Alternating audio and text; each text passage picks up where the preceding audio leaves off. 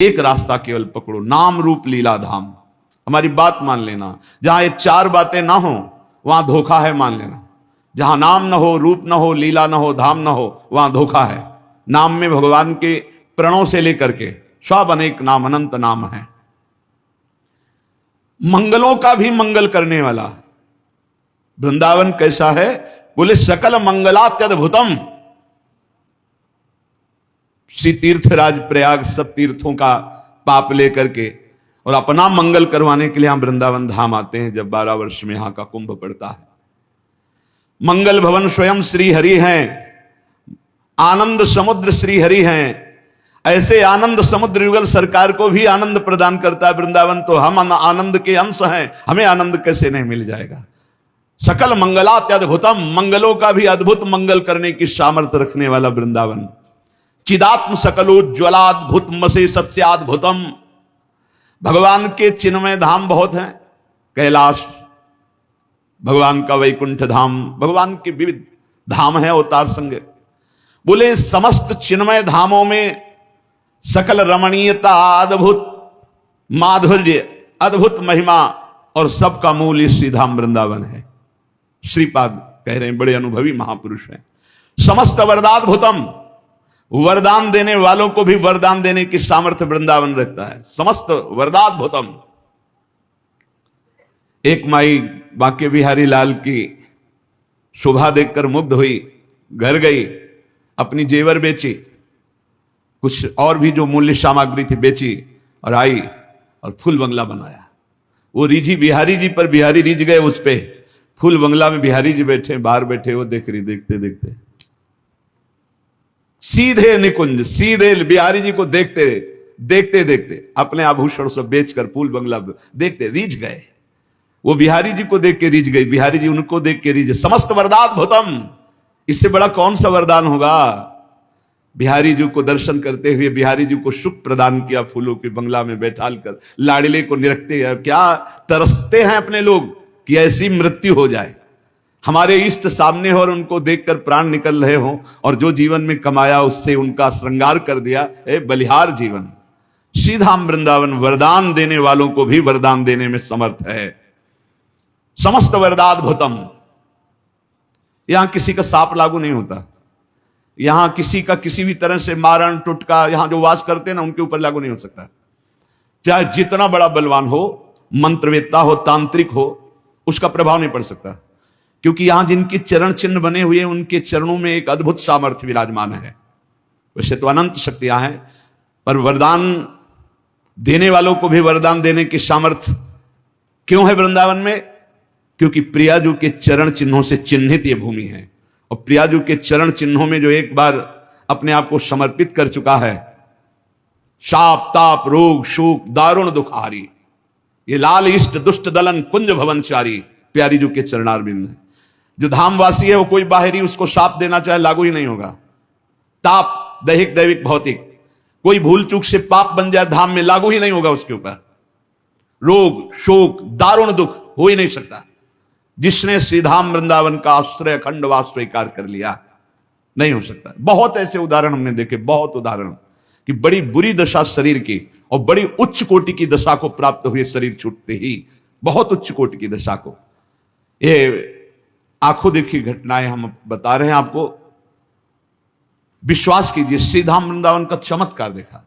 वो जब आते थे बहुत भागवतिक प्रश्न करते थे, बड़े स्वस्थ शरीर के थे। एक दिन हमने कहा कि ऐसे प्रश्न करते करते शरीर छूट जाएगा, बंद करो ये सब प्रश्न करना और श्री जी की शरण में होकर नाम जप करो, मत जाया करो विदेश। यहां अपने धर्म से युक्त होकर प्राण त्यागने की तैयारी करो। उनको लग रहा था कि संत जन ऐसे बोलते रहते हैं। कुछ दिनों में आए और उनका कैंसर हो गया, शरणागत। हम आप डरना मत, जितनी श्वासें बची राधा राधा बोल गए। ऐसी हालत हो गई कि पूछो मत। कैंसर तो जो अपना रूप धारण करता है। कहा भाई, अरे वो तो रो पड़े, बस तुम वृंदावन आ जाओ। कैसे आ सकते हैं, यहाँ सब डॉक्टर वो जकड़े हुए, वो सब लगे हुए, कैसे? कदापि नहीं।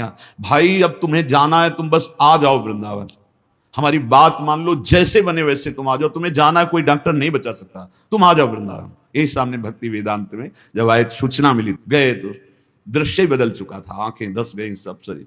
रो पड़े, महाराज भयंकर कष्ट है। तो एक चितवन होती है हमारी श्री जी की, वो निहाल करने वाली होती है, वो बनावटी नहीं होती, वो उस समय हुई। कहा राधा राधा राधा बोलो, और हृदय भराया कि श्री जी, जीव अपनी ताकत से आप तक नहीं पहुंच सकता, आपकी कृपा से। बस एकदम भावुकता का निश्चिंत। उतर के कुटिया पहुंचे, सूचना आ गई, पधार गए, हो गया काम, जा ले जा। समस्त वरदाद्भुतम, विश्वास मानिए अनंत जन्मों की बिगड़ी बनाने में समर्थ है वृंदावन, कभी कोई चूक ना करे। यदि वृंदावन वास मिल गया तो किसी भी स्थिति में वृंदावन मत छोड़ना, हमारी प्रार्थना मान लेना, अनंत जन्मों की बिगड़ी बन जाएगी। ये मायावी रिश्ते नाते लाल, ये मायावी धन संपत्ति की भोग वासनाएं, ये शरीर की सुख वृत्तियां, चलो बंबई वहां अमृत पिला दिया जाएगा, तुम अमर हो जाओगे, ये सब माया के नाटक हैं, मत भूलना। जो कछु लिख्यो लिलाट, दुख सुख देह संग भुगते गो, जहां जाएगो या सिद्धांत अभंग, यह सिद्धांत अभंग, तजत क्यों धीरज प्राणी, वृंदावन परिहरे प्रिया प्रीतम रजधानी। जो कुछ लिखा है भाग्य में, भाग के जाओ, भोगना पड़ेगा। यहां तो मिटा देंगे मेरी लाडली जो है, अधिक कष्ट कभी देखा ही नहीं। जब अधिक कष्ट हुआ है तो अधिक दुलार मिला है, कई बार बताया, आप विश्वास कीजिए। इसलिए प्रार्थना है, ना वास कर पाओ अगर सौभाग्य ऐसा, नहीं तो आश्रय। आश्रय ऐसे माना जाता है कि जैसे आप विदेश गए हो, लौट करके आप जहां छुट्टी मिली तो घर के लिए कैसे भागते हो, ऐसे वृंदावन के लिए भागो। और आपका एक एक दिन वृंदावन की चिंतन से व्यतीत हो तो आपका दृढ़ आश्रय माना जाएगा कि आप वृंदावन आश्रित हो। जो वास वाले को फल मिलता है वही आश्रय वाले को भी फल मिलता है। शकल कृष्ण धामाद्भुतम, भगवान श्री हरि के धामों में बड़ा अद्भुत धाम वृंदावन है। तदे तदखिलाद्भुतम भज रसेन वृंदावनम, तो यहां का भजन करने वाले भी अद्भुत हैं। ऐसे अद्भुत भजनानंदियों का संग करके, रस में डूब करके श्रीधाम वृंदावन का भजन करो। एक एक तुम्हारी वृत्ति जितनी कीमती है वो कीमत संसार में है ही नहीं। एक एक श्वास तुम्हारी जितनी कीमती, वो संसार में धन ही नहीं है कि तुम्हारी श्वास का कीमत दे सके। जैसे आपको वर्णन किया कि आपने 50-60 वर्ष में, 60 वर्ष में आपने जितना रुपया कमाया, अब आखिरी श्वास हो, आप कह दो एक श्वास और बढ़ा दो, 100 रुपया दे देंगे, एक श्वास नहीं बढ़ेगी। अरे भाई, ये अमूल्य श्वासें केवल सार्थक होती हैं भगवान नाम में। राधा राधा, कृष्ण कृष्ण, राम कृष्ण हरि, जो नाम लोगे तभी सार्थक होंगी। इसलिए धाम का आश्रय, धाम का वास, प्रिया प्रीतम के चरणों की शरणागति, खूब नाम जप, और अपने जीवन को प्रतिपल संभालते रहिए, कहीं फिसल करके माया में ना चला जाए, कहीं माया के गर्त में ना गिर जाए, जहां से चढ़ना बड़ा मुश्किल होता है। संत महापुरुषों के वचन भगवत मार्ग में हमें बड़ी पुष्टता प्रदान करते हैं, भगवत मार्ग में उत्साह प्रदान करते हैं। कुछ हमारी कमियां रहती हैं जो संत वचनों से ही दूर होती हैं। अहंकार नष्ट होता है जो संत वाणी से ही दूर होता है। हमारे विचारों की पवित्र गंगा प्रकट हो जाती है जहां संत वाणी श्रवणेंद्रिय से सुनी जाती है। हमारे हृदय में अद्भुत वैराग्य उत्पन्न होता है, संत वाणी का अमोघ प्रभाव होता है। प्रसंग चल रहा था कि जो संत हैं, जो साधक हैं उत्तम भगवत प्राप्ति के मार्ग में चलने वाले, वो विद्या विनय संपन्ने ब्राह्मणे गविहस्तनी सुनी चुपाके च पंडिता समदर्शिना, वो समदर्शी होते हैं। वो विद्या विनय से संपन्न ब्राह्मण में, गाय में, कुत्ते में, चांडाल में, हाथी में एक ही परमात्मा तत्व को देखते हैं जो है विराजमान है।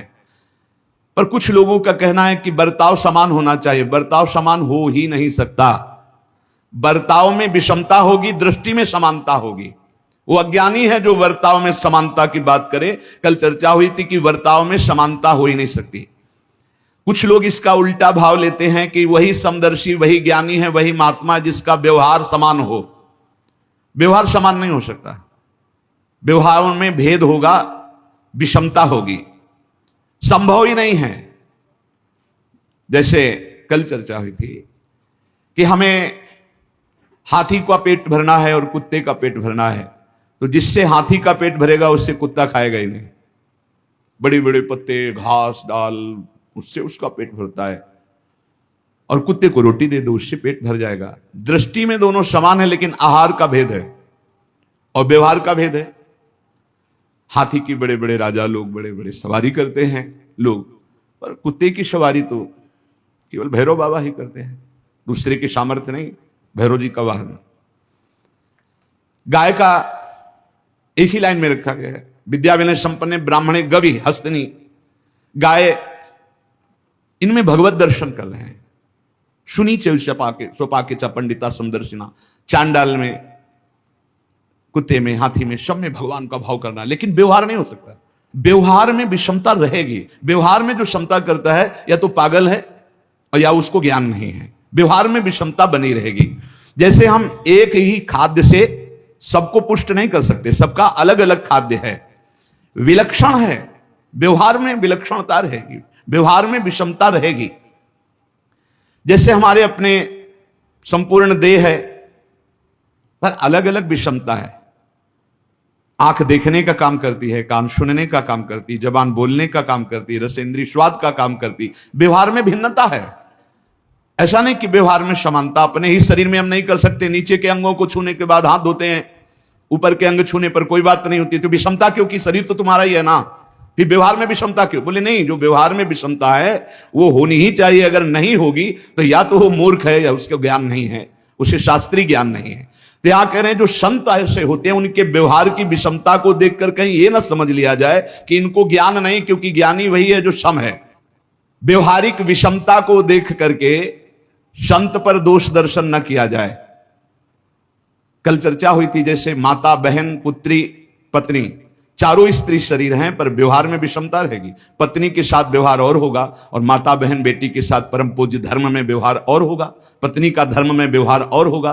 वो ज्ञानी है, वो चारों में ब्रह्म एक ही देख रहा है, लेकिन व्यवहार जो पत्नी के साथ है वो अगर तीनों के साथ दृष्टि मात्र कर ले तो वो अपराधी माना जाएगा और दुर्गति को प्राप्त हो जाएगा। जो माता, बहन और बेटी पर जो पत्नी के साथ व्यवहार है वो व्यवहार की सोच ले तो वो नष्ट हो जाएगा। व्यवहार में विषमता है और दृष्टि में समता है। जो ज्ञानी महापुरुष, संत महापुरुष हैं, प्रश्न होता है कि लोग उनकी निंदा करते हैं, अपमान करते हैं, तो निंदा और अपमान होने पर क्या उनको दुख होता है? जैसा अपने को हो, कोई निंदा करे, अपमान करे तो दुख होता है, स्तुति करे, सम्मान करे तो सुख होता है साधारण को। तो क्या जो भगवत प्राप्ति के मार्ग में चलने वाले साधक हैं, संत जन हैं, जिनको भगवत प्राप्ति हो चुकी, दोनों को समान ही कहा जाता है। एक जो भगवत प्राप्ति होने वाला है साधक, जो भगवत प्राप्ति की तीव्र लालसा है, और ये जो भगवत प्राप्त है, ये एक ही पंक्ति में है, कोई अंतर नहीं इनमें। संतों की निंदा या अपमान जब होता है उनको दुख होता है कि नहीं? अगर दुख नहीं होता तो क्या खुशी होती है? कैसी स्थिति होती जब संत की निंदा होती है और अपमान होता है?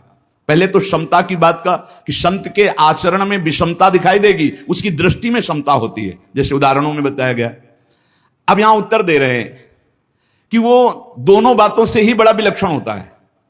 जब कोई निंदा अपमान करता है तो साधारण मनुष्य को दुख होता है। तो आपने पूछा क्या उनको दुख होता है? बोले नहीं। तो क्या उन्हें सुख होता है? बोले नहीं। एक विलक्षण स्थिति होती जो दुख सुख से परे है। अब लोगों की स्थिति केवल दुख और सुख में होती है और संत की स्थिति दुख और सुख से परे होती है। सुख दुखे समय कृत्वा, ना हर्ष है न शोक है। जहां मान, अपमान, निंदा, स्तुति में किंचन मात्र ना हर्ष न शोक, वो संत है। न शोक हुआ न हर्ष हुआ। तो क्या संत की कोई निंदा करे, अपमान करे तो वो लोग प्रतिकार नहीं करते? दोनों बातें हो सकती हैं। अपमान, निंदा होने पर वो शांत सम भी रह सकते हैं और भारी प्रतिकार भी कर सकते हैं। भारी प्रतिकार करने पर भी उनके हृदय में न राग है न द्वेष है। दोनों बातें हैं। वो प्रतिकार भी कर सकते हैं। जगत मंगल के लिए करना पड़ेगा। जैसे कबीरदास जी ने भीड़ ना जमा हो इसलिए काशी की एक वैश्या को लेकर पूरी नगरी में घूम गए। अब लोगों की श्रद्धा तो ऐसे ही है, कोई विशेष निष्ठावान होते हैं, नहीं तो सद्गुण और वाहवाही को देखकर भीड़ इकट्ठा होती है। सद्गुण और वाहवाही, जरा सा दुर्गुण दुराचार का प्रचार हो जाए, जरा सा झूठी, भीड़ हटने लगेगी। वो तो फिर लीला करके ऐसे वैश्या ने जे देखा कबीर शाह आए तो प्रणाम किया, कहा भगवान मेरी गली में आना आपकी निंदा का कारण हो जाएगा। तो उनका बेटा कुछ ऐसा ही मैं करवाना चाहता हूं कि हमारी निंदा हो, क्योंकि बहुत भीड़ आती, भजन में विघ्न पड़ता है। बोले प्रभु जैसी आज्ञा।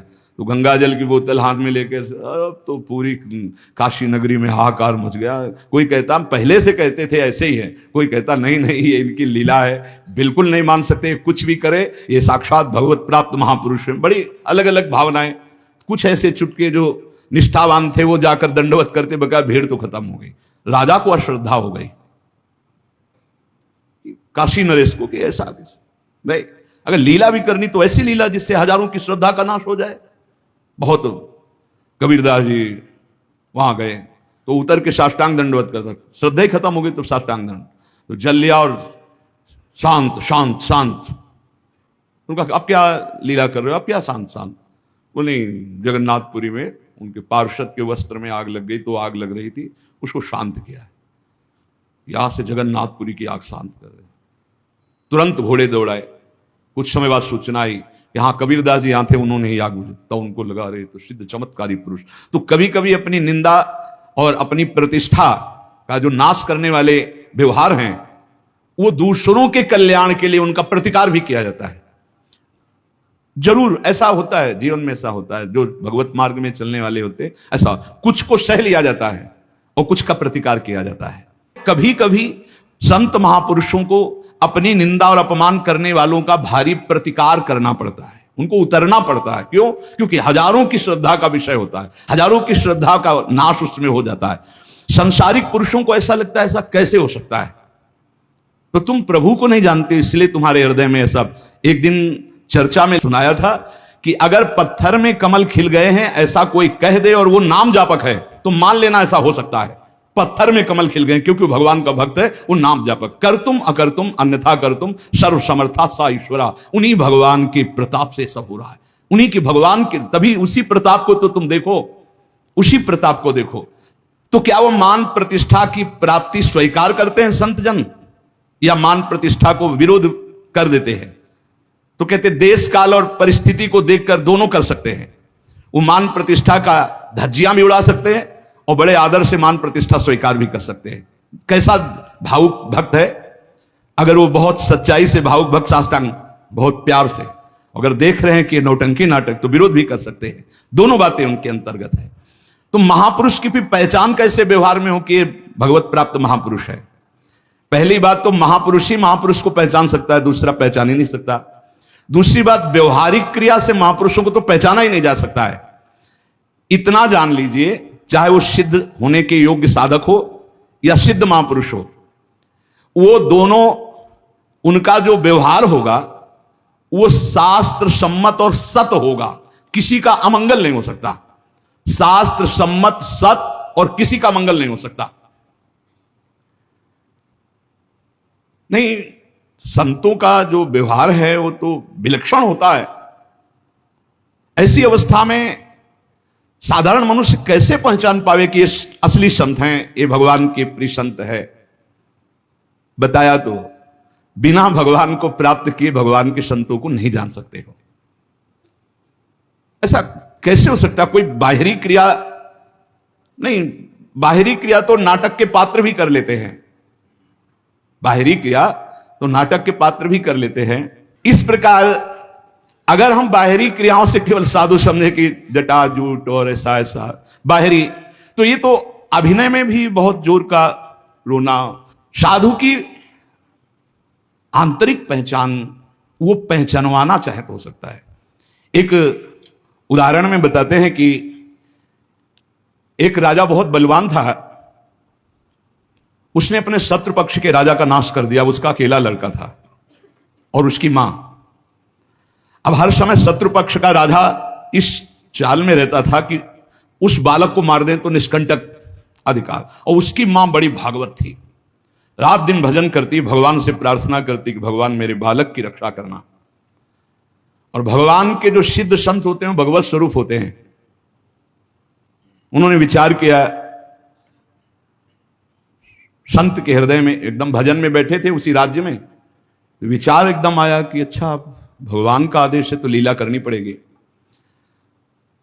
और लीला का उस समय इंतजार करने लगे। तो जो राजा बलवान था, जिसने शत्रु पक्ष के राजा को मारकर उसके लड़के को मारने को ठाना था, उसकी राजकुमारी थी, उसके स्वयंवर की रचना की जब बात आई, कमंडल उठाया, लंगोटी कस के बांधी कमर में पहुंच गए दरबार में। और वो परिचित थे तपस्या और उनके भजन से, जे भी देखा तो साष्टांग दंडवत राजा हुए। देखो बाहरी आचरण से कैसे भी नहीं जाना जा सकता महात्मा के स्वरूप को, उनकी लीला को। राजा को मालूम था कि ये बड़े प्रसिद्ध और तपस्वी महात्मा हैं। राजा ने तत्काल अपनी कन्या को बुलाया, प्रणाम करवाओ, महाराज आए हैं। राजकन्या बुलाई गई, महात्मा के चरणों में प्रणाम हुआ। महात्मा ने ऐसे देखा नक्सिक तक और कहा, इस लड़की का तो विवाह हम करेंगे, किसी राजकुमार से न कर देना।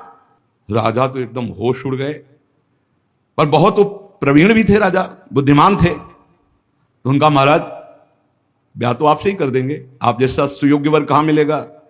80 वर्ष की अवस्था, शरीर में झुर्रियां पड़ रही, दूल्हा की पोशाक मात्र में लंगोटी, धन संपत्ति मात्र में लौकी का कमंडल, आप जैसा दूल्हा कहां मिलेगा। कुछ शर्त हैं, उनका आप पालन कर दो। गए अपने तिजोरी से इतने बड़े बड़े मोती 2 लाए। बोले ये हमारे पूर्वजों के द्वारा एकत्रित किए हुए 2 मोती हैं, 108 मोती ले आओ। पहली शर्त, राजकुमारी का ब्याह आपके साथ। देख रहे थे, हालत देख रहे थे। महात्मा ने कहा, हाँ हाँ 108 क्या होते, ले आएंगे। बोले मोती देख लो। बोले लाओ, जब साथ रहेंगे तो उसी नाप के ले आएंगे। राजा ने सोचा इनको, और बोले महाराज लगन के पहले, क्योंकि लगन निकल गई तो फिर बात कैसे बनेगी। तुम चिंता मत करो, तुम्हारे कुल की प्रथा पूरी करूंगा और कन्या से विवाह करूंगा। पर एक बात ध्यान रखना, अगर विलंब हो जाए तो किसी के साथ पाणिक ग्रहण नहीं कर देना, नहीं तो जो आ गया। दूसरे से ब्याह की सोचना भी मत। अब राजा ने कहा, जैसे आ गया। उन्होंने सोचा महात्मा मोती लेके जाएंगे, 2-4-6 दिन घूमेंगे, निराश होकर वापस आ जाएंगे। उनको क्या पता था कि जो भगवान के दास होते बड़े जिद्दी स्वभाव के होते हैं।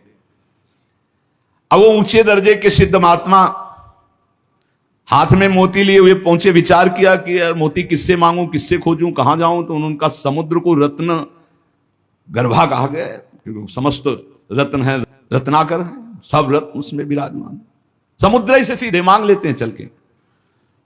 गए, ध्यान आया कि 3 दिन तक भगवान राम जो है उपवास करके बैठे रहे, नहीं आया तो हम तो 30 दिन बैठे रहेंगे तो नहीं आएगा, क्या करें। तो लौकी का कमंडल था, कमंडल उठाया, उलीचने लगे। 1 दिन 2 दिन 3 दिन लगातार, और खूब नाम जप भगवान का, और हर कमंडल में नाम जप करके, मंत्र जप करके जल उलीचने लगे। नाम का प्रभाव समुद्र के हृदय में जलन पैदा हो गई।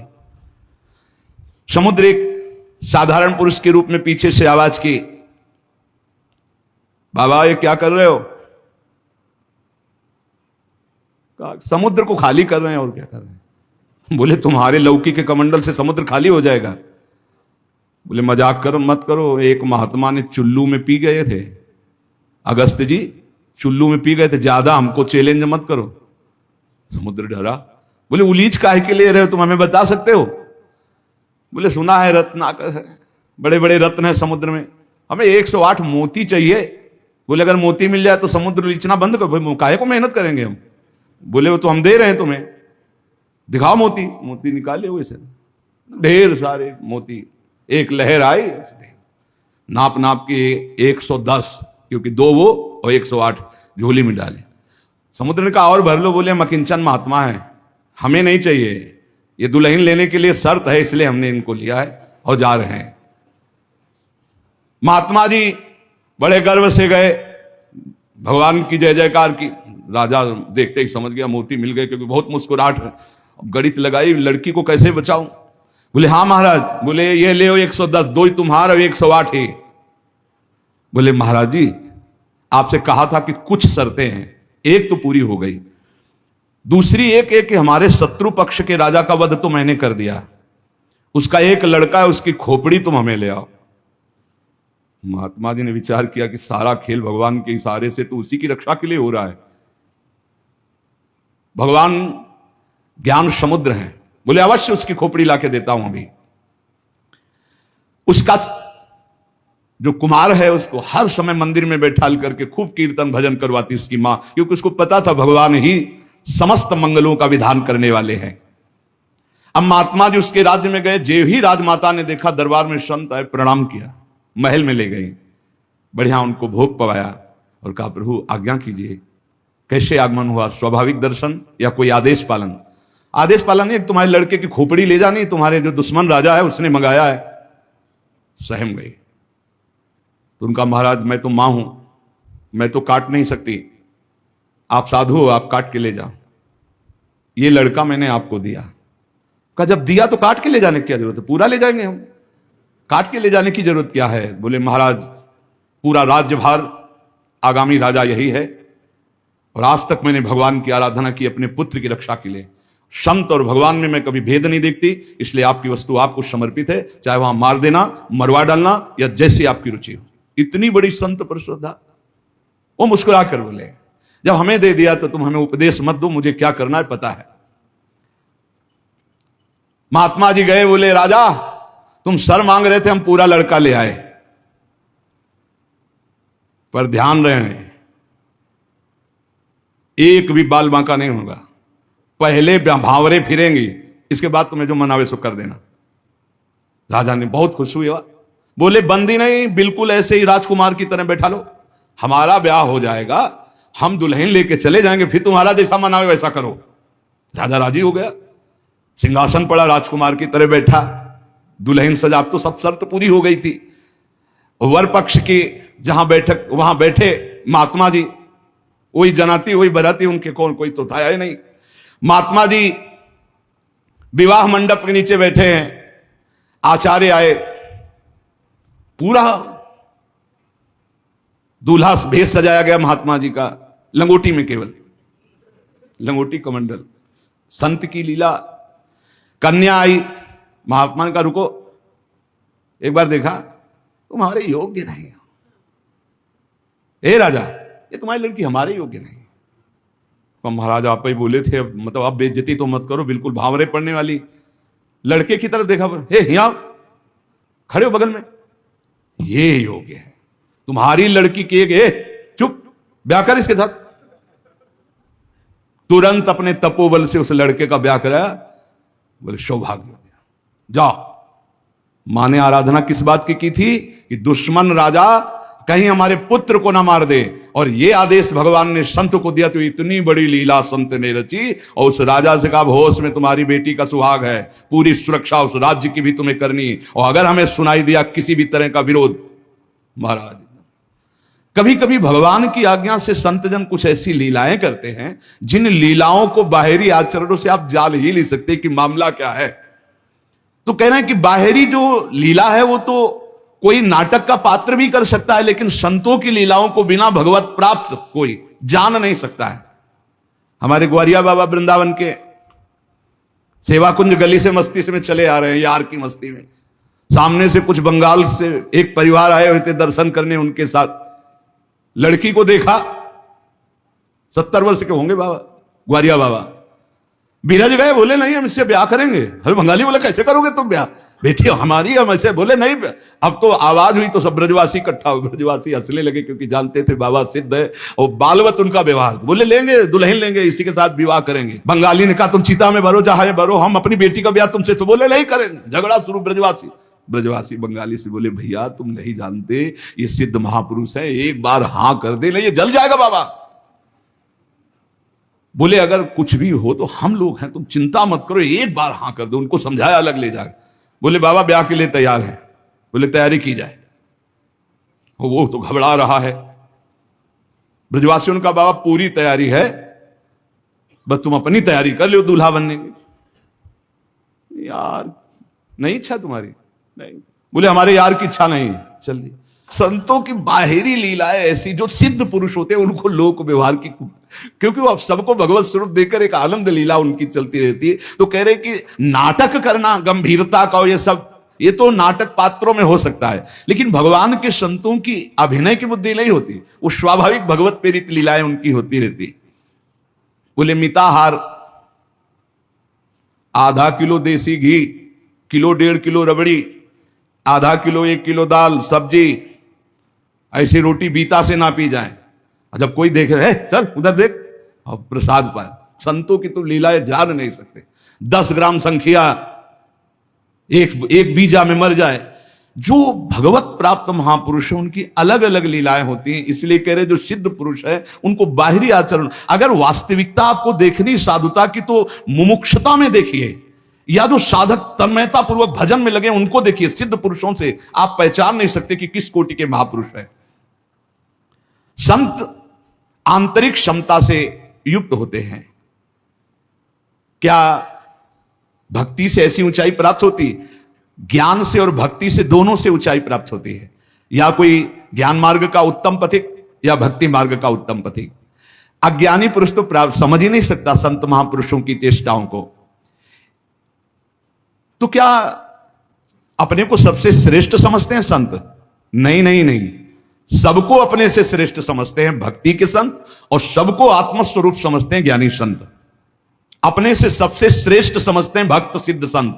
सो अनन्य गति जाके असमति न टरे हनुमंत, मैं सेवक सचराचर रूप स्वामी भगवंत। मैं सेवक हूं, चराचर जगत मेरे भगवान का स्वरूप है, ये सिद्ध भक्त का। और जो ज्ञानी होता है वो सर्वम खलविदम ब्रह्म, वो ब्रह्म स्वरूप अपने आत्मस्वरूप का अनुभव करके नानात्व का विस्मरण कर देता है। भक्त समस्त विश्व के लिए भजन करता है। देखो, साधक अपने लिए भजन करता है, सिद्ध किसके लिए भजन करता है? विश्व के लिए।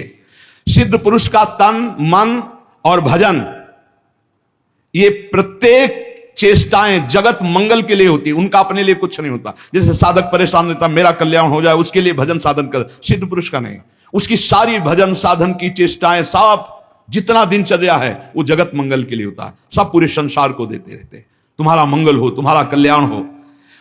उनके पास कोई चीज नहीं रहती, कोई चीज नहीं, सब पर भगवान का अधिकार, सब भगवत स्वरूप जगत, इसलिए अपना कुछ नहीं। बड़ा ऊंचा भाव होता है भक्त का, जो सिद्ध महापुरुष होता। राधे राधे भक्तों, आनंद धाम ऑफिशियल चैनल में आप सभी का स्वागत है। आप ऐसे ही आनंदमय सत्संग सुनने के लिए हमारे चैनल को सब्सक्राइब कर ले। और हाँ भक्तों, आप खूब नाम जप कीजिए, जितना हो पाए आपसे उतना कीजिए, और अच्छे कर्म कीजिए, अपने माता पिता की सेवा कीजिए, ज़रूरतमंद लोगों की मदद कीजिए।